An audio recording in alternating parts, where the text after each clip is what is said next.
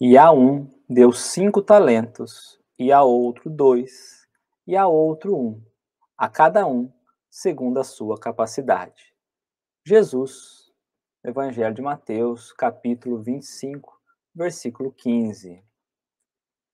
O trecho escolhido faz parte da parábola dos talentos, aonde um senhor veio então e entregou a 3 pessoas diferentes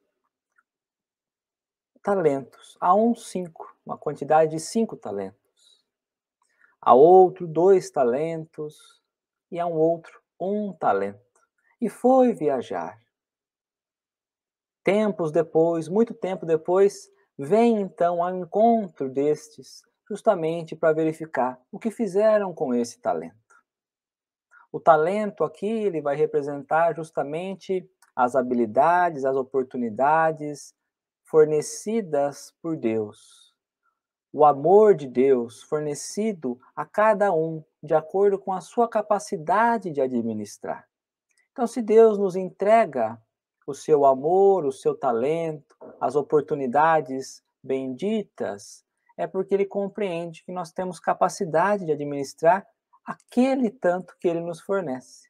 Por isso, aqui na parábola, cada um traz uma quantidade diferente. O de 5, quando o Senhor veio ao seu encontro, ele havia multiplicado. Ele havia produzido mais 5 talentos. Aquele que tivera recebido 2 talentos também multiplicou e ofereceu 2 talentos. Mas aquele que apenas recebeu 1, ou seja, menos itens a serem administrados, que talvez teria uma facilidade a mais do que os outros por apenas ser um item, esse, ao invés de trabalhar para multiplicá-lo, faz a opção por enterrá-lo. E quando o Senhor se apresenta a compreender o que foi feito com o talento fornecido, ele o desenterra e entrega ao Senhor novamente. Como se Deus estivesse dando as oportunidades para nós e esse que tivera recebido apenas 1 estivesse devolvendo para Deus. Os talentos aqui representam um oceano de oportunidades e virtudes que passam à frente de todos nós. Deus, pela sua bondade, pela sua justiça, fornece oportunidades iguais a cada um. Mas a colheita é de forma independente, depende de cada um. A maneira como nós nos direcionamos ao oceano da vida e colhemos a água é diferente. Porque a capacidade de absorção, o tamanho do pote em que nós colhemos essa abundância divina, infinita das oportunidades que Deus nos entrega, depende da capacidade que nós temos. É como se cada um pegasse um balde de acordo com a capacidade de carregá-lo. Existem aqueles que conseguem carregar um grande jarro, existem aqueles que necessitam um jarro menor, existem aqueles outros que talvez apenas um copo. As águas que nós retiramos desse oceano infinito depende de nós, é a maneira como nós nos posicionamos. Por isso é preciso olharmos para nós, nos identificarmos, ver aonde nós conseguimos melhorar, ajustar as nossas condutas, a fim de chegarmos mais longe. E a maneira como nós experimentamos esse início é justamente na tentativa de multiplicar o talento, o amor que Deus nos empresta, para que possamos replicá-lo aos irmãos que conosco estão. Se nós olharmos pela classificação, vamos entender 3 tipos diferentes. Aquele que recebera um volume maior, talvez um peso maior pela quantidade da administração, esse representa espíritos mais experimentados, mais vividos, que já tiveram oportunidades e têm ganho, mostrado um desempenho interessante. Talvez eles já tragam a possibilidade do trabalho como missão na sociedade. Aqueles que, por ora, apresentam 2 talentos recebidos, esses talvez são convidados a trabalhar num grupo mais reduzido, sem conseguir grandes trabalhos, mas a começar, talvez, justamente pelas paredes do lar. E aquele com um talento é o que deve olhar a si mesmo e buscar acender a primeira chama em seu coração, a reviver o amor divino, a não mais querer devolver as oportunidades recebidas, mas colocá-las em prática. Porque haverá um momento em que o Senhor virá prestar conta.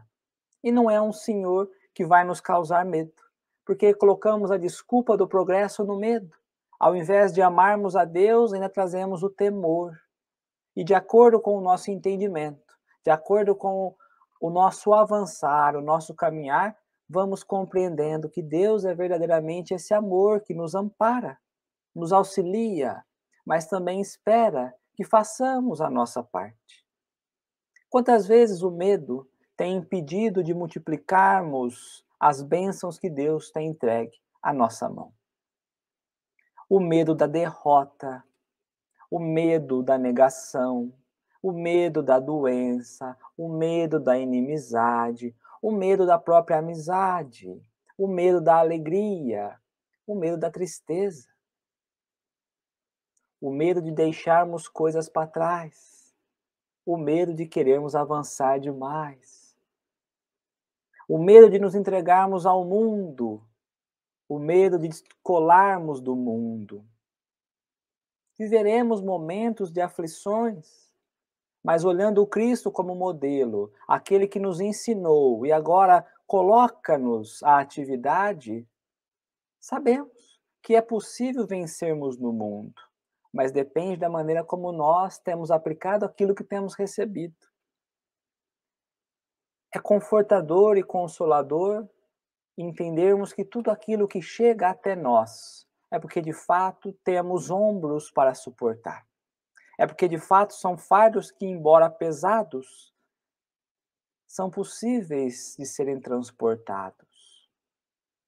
Viagens mais longas pedem que de fato tenhamos um momento de adaptação, de preparo, de olharmos para atividades que talvez não estávamos acostumados. Mas se somos seres espirituais em evolução constante, que é inerente ao espírito o progresso, se somos criados simples e ignorantes, mas temos como objetivo justamente ascendermos como espírito, progredir numa constância, por que temos dificultado tanto? Porque ao invés de contribuirmos com Deus, temos preferido os caminhos mais dolorosos? Porque ao invés de avançarmos correndo, temos buscado a reclamação, caminhos tortuosos que nos afastam, que dificulta a multiplicação dos talentos recebidos. Temos nós saúde, temos nós a vida, estamos nós encarnados justamente para que possamos exercitar aquilo que no passado, ainda no plano espiritual, combinamos de exercitar, de assumir a nossa responsabilidade como espírito, mas também de valorizar Deus como Pai legítimo, que tenta acender em nossos corações, nos convidando ao trabalho contínuo, ao entendimento contínuo, a perdoarmos, a sermos mais solidários, a de fato pegarmos as habilidades que temos, que já somos capazes de exercitar e colocá-las em prática. Sem querer compararmos ao vizinho, sem querermos olhar a grama do outro, porque ao outro cabe aquilo que lhe cabe, aquilo que ele já suporta. Nós, na atividade do outro, talvez sucumbiríamos e temos enterrado as nossas possibilidades. Temos negociado a nossa alma a preço muito barato. Temos caminhado muitas vezes ou só pela oração ou só pelo trabalho, sem compreender que essa multiplicação vem justamente do entendimento mútuo entre o esforço e a oração, na multiplicação daquilo que recebemos no suor de cada dia, mas não mais apenas no entendimento intelectual, mas trazendo a lei de progresso como sendo nosso leme, como sendo o objetivo que nos leva ao cimo. Primeiro, estimularmos pelo intelectual, a entendermos compreendermos, a depois nos transformarmos e nos modificarmos através da moral, do amor legítimo de Deus, que chega aos nossos corações a tirarmos nós das cinzas, a reaviver a tão importante chama que nos convida a reconhecer Deus, não mais como aquele que nós tememos, mas aquele em que nós amamos. Muito obrigado, meus amigos. Muita paz, muita luz. Fiquem com Deus.